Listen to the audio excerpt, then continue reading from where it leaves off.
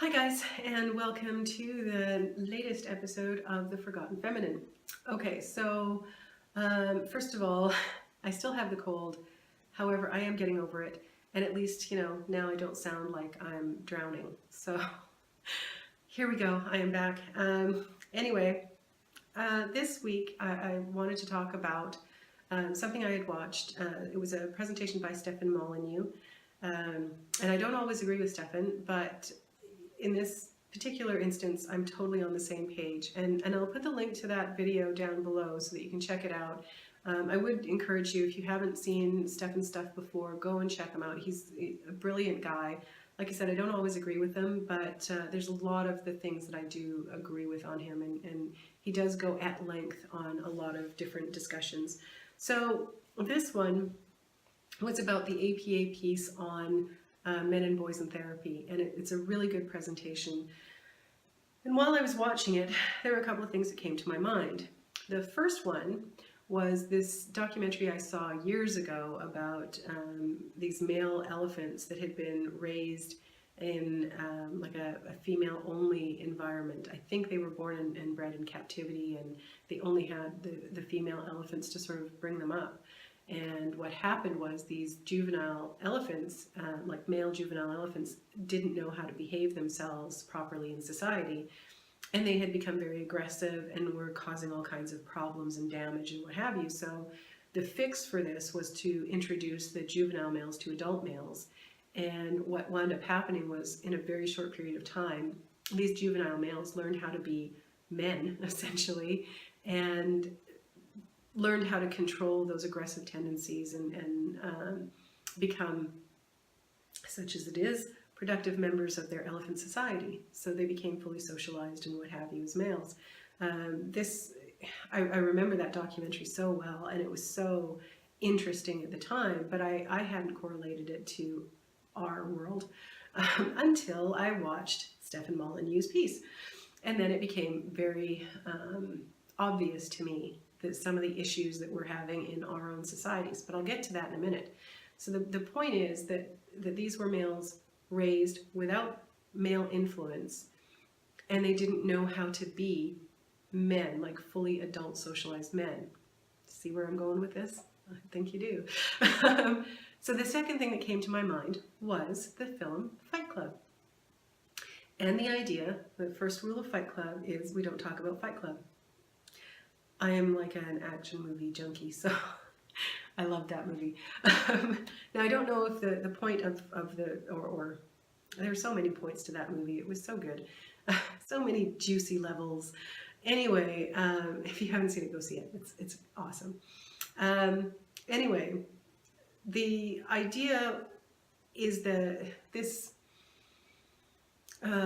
expression of masculinity has been so suppressed in our society that these guys felt the need to hide that part of their personalities, that part of their masculinity.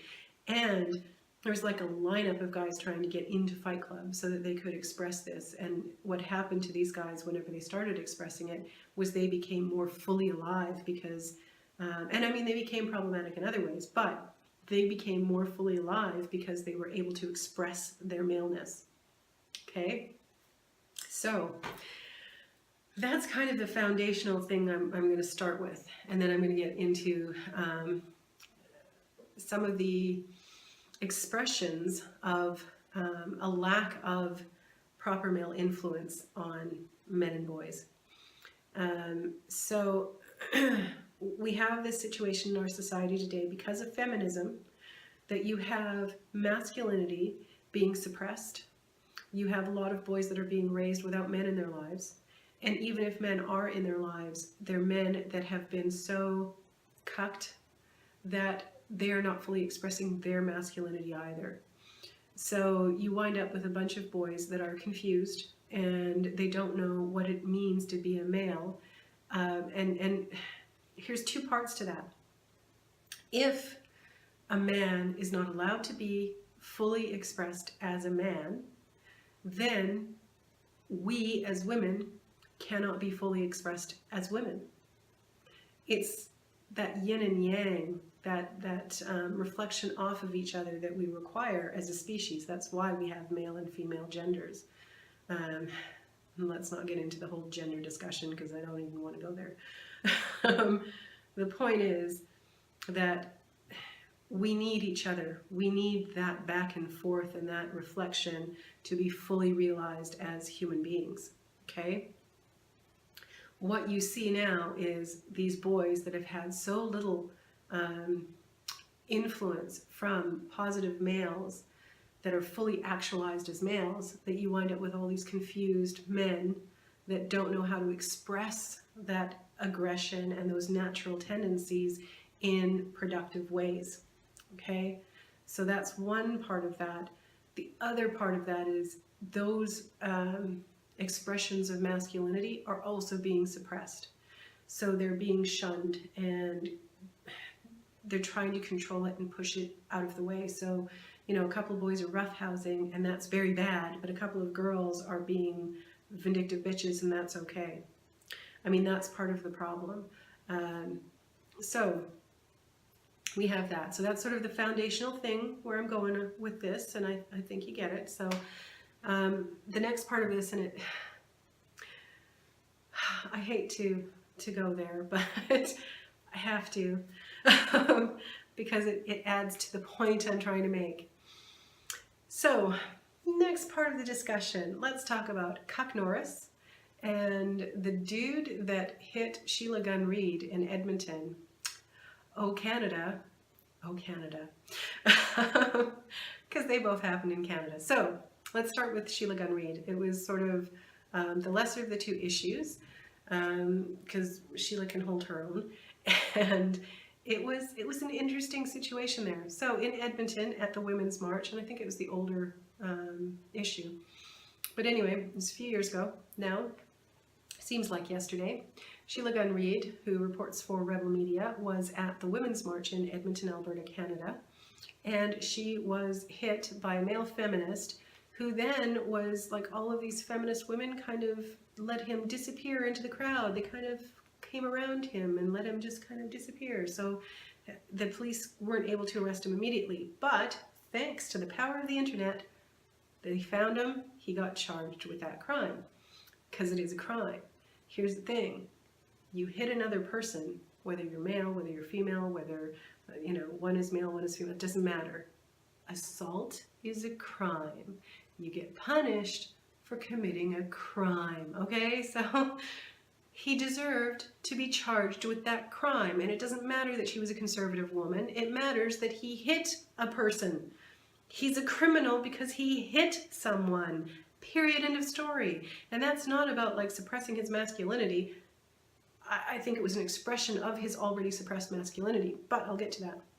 So that's example number one of, I think, some of this stuff manifesting itself. The second one was Chuck Norris in Toronto, Ontario, who drop-kicked a woman who was a pro-life activist. Because of course he's an abortion activist, and the whole, I will get into the abortion and pro-life thing at some point. I'm not going there today because it's too big of an issue, but the point is that he kicked this woman and he thought he was justified in doing it because she was a conservative woman, and it seems to be that it's okay for these guys who are supposedly feminists to hit and be aggressive and violent towards conservative women for reasons. There's a disconnect somewhere with that doesn't make a lot of sense to me, but we won't go there for sake of time. Anyway, my idea here is that, and it seriously hurts me to even go there, but I think these guys are, in some ways, well-meaning. That's the part that hurts. It really hurts because I hate to defend any aspect of these guys, but I have to in this instance because I don't think that they're necessarily meaning to be horrible individuals. I think what the problem is these are not fully actualized men. And so they're justifying their actions, and that what would normally be an aggressive tendency or a masculine aspect, they're expressing it in a bad way. But if they were able to fully express it in more productive ways, they wouldn't need, or they wouldn't feel the need to express it in this less than civil way that they're doing it. They need some protein in their lives, like some actual meat. Less tofu. Get away from the soy, boys. Anyway, the point is that I think that's the thing that's going on, and that's why we have these ones. Even Antifa is guilty of this. These are people who think they're doing things for the right reason, and they become aggressive because they're not. They can justify that aggressive in these instances, within these parameters. And a lot of them have a lot of aggression towards women. They try to hide that and pretend it's not there, but they can hit a conservative woman and it'll be even cheered by other feminists. But, you know, if a feminist gets hit even by another woman, that's a terrible thing. There's supposed to be equality, but it depends on, you know, where you stand politically, really. And that's a big part of the problem. And I think it all boils down to that basis of men not being allowed to be men, not having the male influence that they need to have, and having all of those things that make them men suppressed and shunned, and they have to hide it in some ways, and they can only express it in ways that they think are socially acceptable. Now again, Chuck Norris was found thanks to the internet, who, you know, it's an amazing place out there on the whole web, that when stuff like this happens, it is so unacceptable, and they quickly learn that it's unacceptable, even if they want to deny it. I hear Chuck Norris has been denying it. But the whole thing is that this is unacceptable behavior, but these guys don't know how to actually express themselves in proper, productive, masculine ways because they've never been allowed to. It's been shunned. It's been suppressed in so many ways.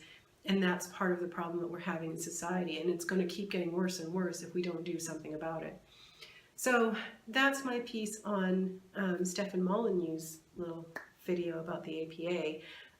I hope you enjoyed it. Thank you so much for watching. The link again will be in the description below. And if you like this, please subscribe, hit the bell button, you know, all of those good things. Like the video. You know. I'm really bad at this part of it, you know, that whole thing. But I'm not going to try this again. So again, like I said, thank you for watching. I hope you enjoyed it. I hope you got something out of it. And I will be back almost immediately with more.